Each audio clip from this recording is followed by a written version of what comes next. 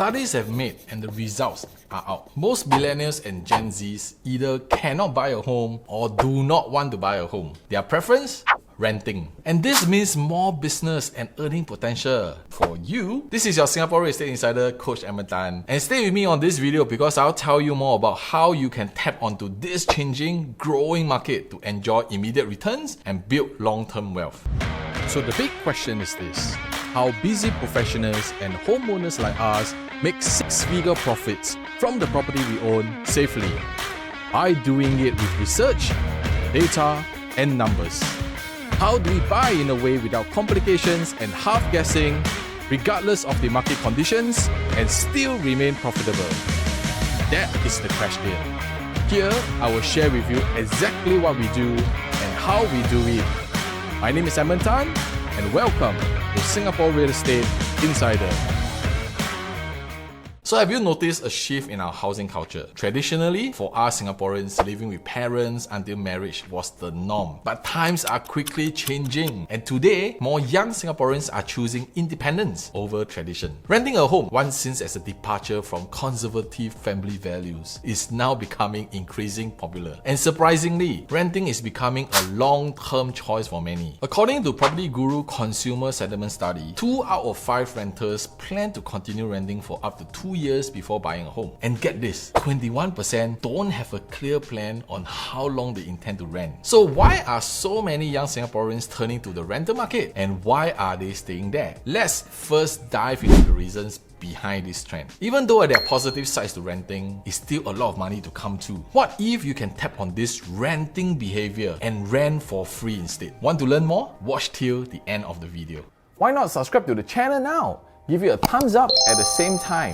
It will help us a lot.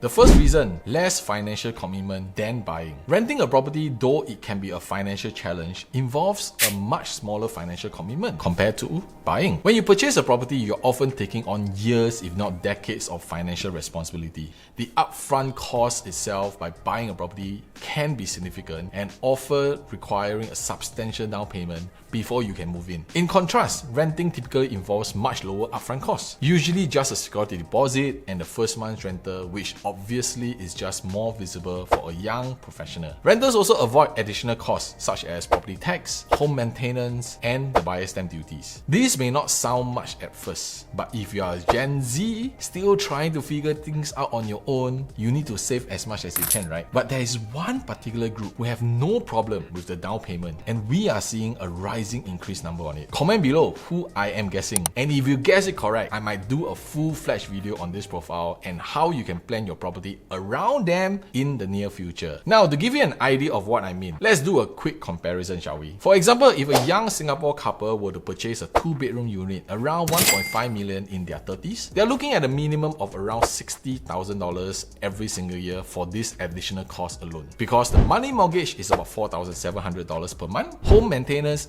is roughly about $350 per month, which makes it in a total of 1 year $60,600. And this could only get higher depending on other factors like location, the type of property, etc. Moreover, another advantage for renters is that they are not affected by restrictions like the total debt servicing ratio (TDSR), which can limit borrowing capacity for home buyers when they finally decide to purchase in the future. The second reason, flexibility to move and upgrade. And speaking of flexibility, the last thing you want to do is get stuck in a situation. Do you know there are 3 phases in our property life cycle that we can plan towards in our lifetime? Doing the wrong strategy in the wrong cycle will set you off not just in time, but also opportunity and potentially hundreds of thousands of dollars of profits gains. Want to know what is this signature property life cycle is about? In line with this, let us take note that more and more professionals now have the opportunity to work anywhere, and so many want to take advantage of this freedom. Renting also benefits growing households, allowing them to upgrade their rental homes as their needs change. Thus, this gives them the freedom to live anywhere, making it easier to seize new job or personal opportunities without being tied down by property ownership. The third, easy move-in process. If someone needs to move out urgently, they probably also need to find a new place to move into, right? Obviously, renting is much faster than buying. Typically, tenants can sign a rental agreement and move in almost immediately. For added convenience, those who don't want to invest in furniture and appliances can even opt for a fully furnished rental. In contrast, buying a new HDB BTO flat requires a waiting time of 3 to 5 years, and for uncompleted private condos can take over 2 years to be ready. While those buying resale properties, whether HDB or private, the process usually takes at least 3 months to complete. This timeline doesn't include the time spent searching for a suitable property, and all this waiting usually doesn't fit the lifestyle of a young professional who's always on the move. Like what you're watching so far?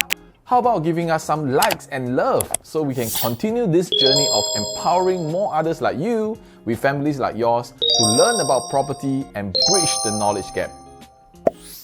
Number 4. Simpler paperwork. Finding a renter in Singapore is relatively straightforward and mainly involves signing a rental agreement and paying a deposit. In contrast, purchasing a home involves much more paperwork, including arranging for a loan, which typically requires a proof of income. Additionally, buying HDB entails extra steps, such as submitting an application and attending appointments with the HDB. Renting is thus a much simpler and faster process, making it an attractive option for those needing immediate accommodation. Do go through the entire video as I will show you potentially a way for you to rent for free. And the top 5 reasons according to study is maintenance. In many cases, maintaining a rental property is the landlord's responsibility. This means tenants don't need to worry about fixing issues with leaks in the ceiling or aging wall paint, as these are typically covered by the landlord. And studies have found that the younger generation usually does not want to be involved in this anyway. Therefore, it's important to carefully lay out the rental contract, understand exactly what each party is responsible for. This ensures both tenant and landlord knows what maintenance tasks are covered and helps avoid any unexpected costs. With that said, the trend is clear. Renting is becoming a viable long-term option for many Singaporeans, and this also means longer term and stronger earning potentials for landlord. I promise you, right, I'm going to share with you one mistake if you are renting a property you will likely make, and here it is.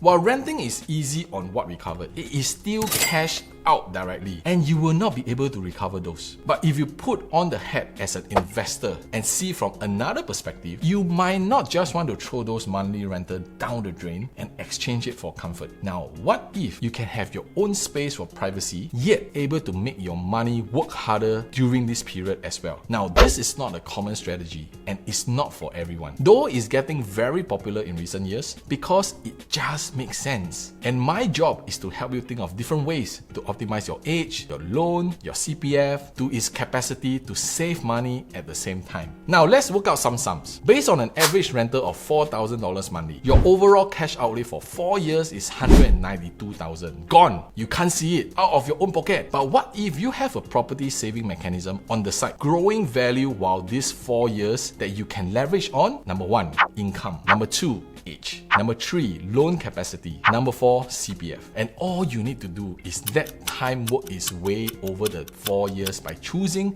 the right property to hedge over your rental. Let me give you an example. We've helped this client to hedge over the place they were renting with a purchase of 1.169 million that we have already adopted REI Method to analyze which property is good to purchase with the intention of growth potential. And over the period of 4 years, while he enjoys the place he's renting for his own needs and wants, this property grew to 231,000 in the same 4 years period he was renting. Now, instead of dumping 144,000 down the drain, at the end of the day, he still gained $60,000, including all the transaction costs and miscellaneous. Now, again, this is not for everyone, but if your situation allows you to leverage while still enjoying your rental place, why not get it to be positive? This is also the reason why I am renting as well. What are some of the reasons you can think why I am renting? Why did I do that? Share your comments below and I might do one series about it.